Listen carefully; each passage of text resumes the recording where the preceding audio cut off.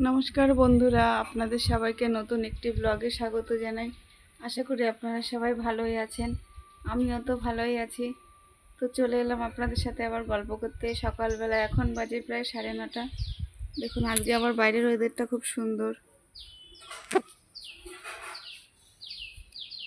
রোদ উঠছে প্রচণ্ড পরিমাণে।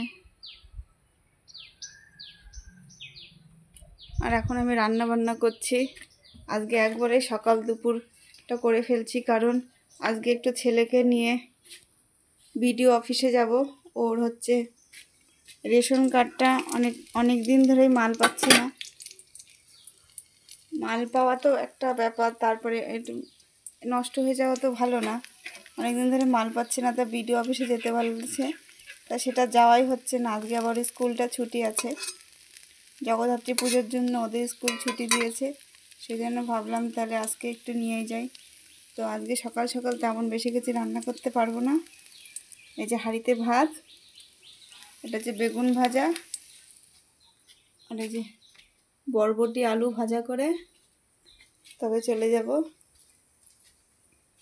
তারপরে কখন আসি সেটা পরে দেখা যাবে। আর আমার ছেলে এখন ঘরে বই পড়ছে।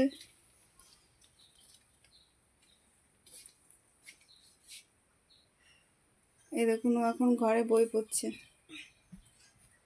ওর তো পরীক্ষার আর দেরি নেই। ও সকালে একটু দুধ খেয়েছে।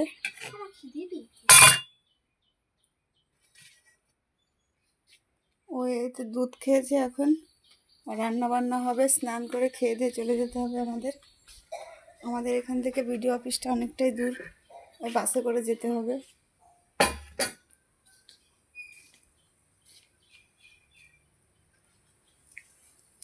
বেগুন ভাজাটা প্রায় হয়েই এলো, এখনো হয়নি। আস্তে আস্তে সিমে দিয়ে বেগুনটা ভাজছি। তেল বেশি তো খাওয়ার, আমি তো বোধহয় ভাজা খাবো না, কী দিয়ে যে খাবো সেটাই। এই যে বেগুনটা হয়েই যাচ্ছে, আর বরবটি আলুটা ভাজলে হয়ে যাবে।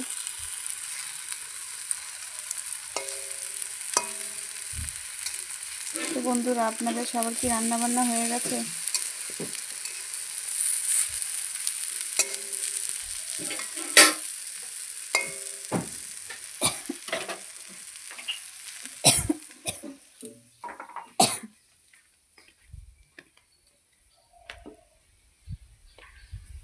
তো বাইরে দেখুন অনেকটাই হাওয়া হচ্ছে। আপনার সেই ঘূর্ণিঝড়ের কথা, এখানে তো একদিন বৃষ্টি হলো, আর তো হলো না। দেখুন গাছপালা সব নড়ছে। আপনাদের ওখানে কেমন ঝড় হয়েছে প্লিজ একটু কমেন্ট করে জানাবেন। আমাদের এখানে ঝড় হয়নি, একদিন বৃষ্টি হয়েছিল, আর এখন দেখুন কতটা রোদ। তো আপনারা সবাই ভালো থাকবেন, সুস্থ থাকবেন, সাবধানে থাকবেন। ভিডিওটা ভালো লাগলে প্লিজ লাইক করবেন, কমেন্ট করবেন, শেয়ার করবেন, আর আমাদের পাশে থাকবেন। দেখা হবে নেক্সট ব্লগে।